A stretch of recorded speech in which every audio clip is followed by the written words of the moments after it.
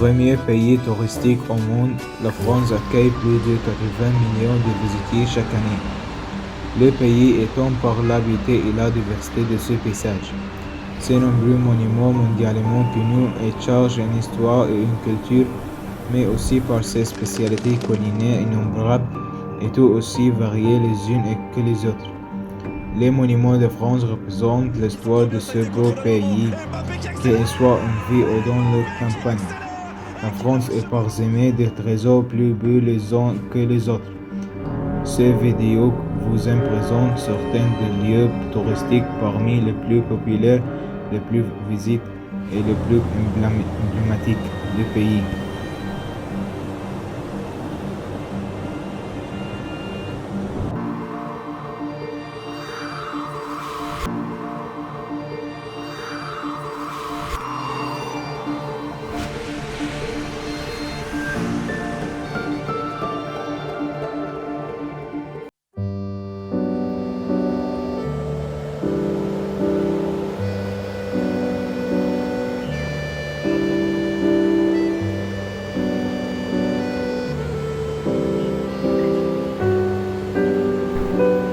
Tour Eiffel.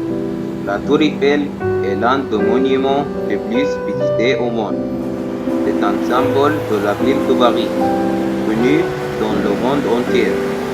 Initialement, elle avait été construite par l'ingénieur Gustave Eiffel pour l'exposition universelle de 1889. La composition de son ossature lui a valu son surnom de Dame de Fer.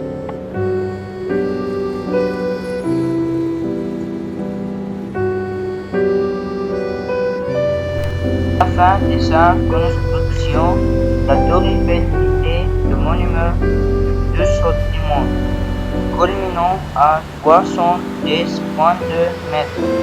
Elle resta pendant 41 ans. Les travaux ont duré 2 ans et 2 mois, ce qui semble peu pour un édifice de cette hauteur à l'époque. 250 ouvriers furent employés sur le chantier. L'inauguration eut lieu le 31 mars 1889. Après l'exposition universelle, le monument continua à recevoir des visiteurs.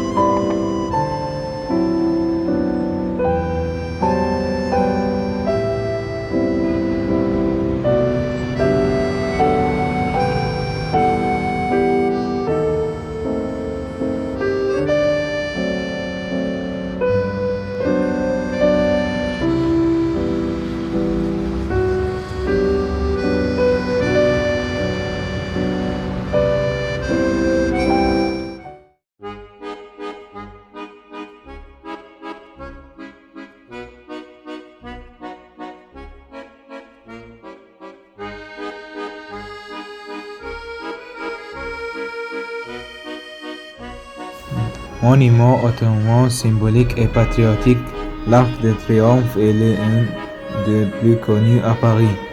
Situé sur la place de l'Étoile, un autre des Champs-Élysées, il était commandé par Napoléon qui souhaitait un édifice pour le souvenir de sa victoire à Austerlitz.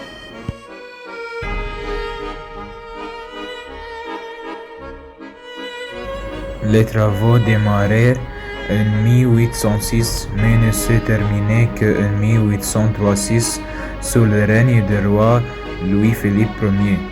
Les travaux avaient en effet été interrompus entre 1812 et 1832, suite à plusieurs défaites de l'armée napoléonienne et l'avènement de la Restauration pendant laquelle la souveraineté monarchique fut réinstaurée.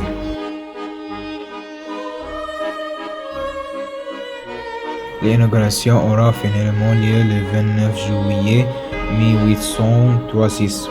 En France, on a fêté à ce moment-là le 16e anniversaire des 3 glorieuses périodes qui marquent l'instauration de la monarchie de juillet.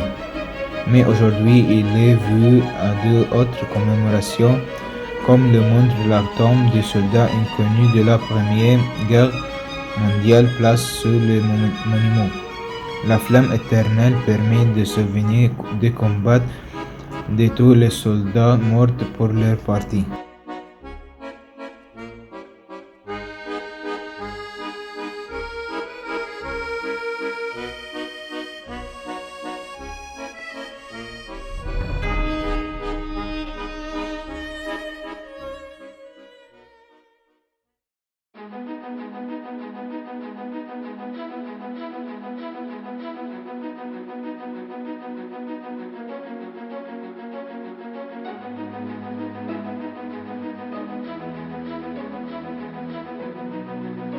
Le vaste de la couronne française était concentré à la Versailles.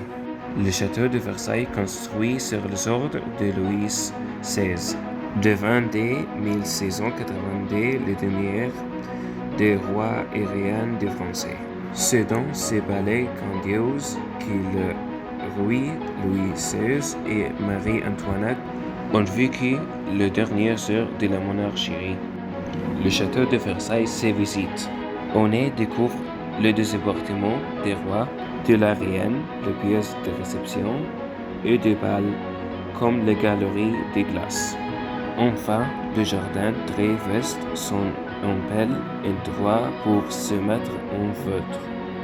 Fontaines, petits palais et autres demeures royales se trouvent.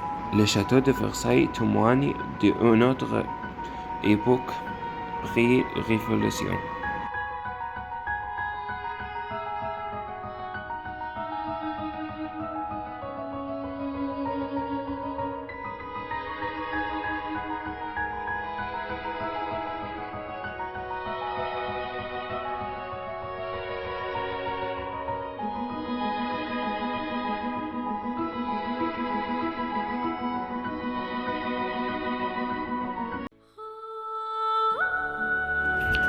Ancien palais royal de la monarchie française, le Louvre est aujourd'hui un des musées les plus grands du monde.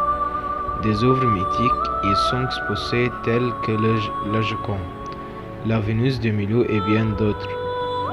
Reconnaissable par la pyramide en verre qui agrémente l'entrée, le Louvre est un des monuments incontournables de Paris. Le musée du Louvre est l'un des plus importants du monde, comportant 60 600 m² d'espace d'exposition. C'est un ancien palais royal converti en musée à partir de 1793. Il expose des œuvres d'art de différentes régions du monde et couvrant une période depuis l'Antiquité à 1848.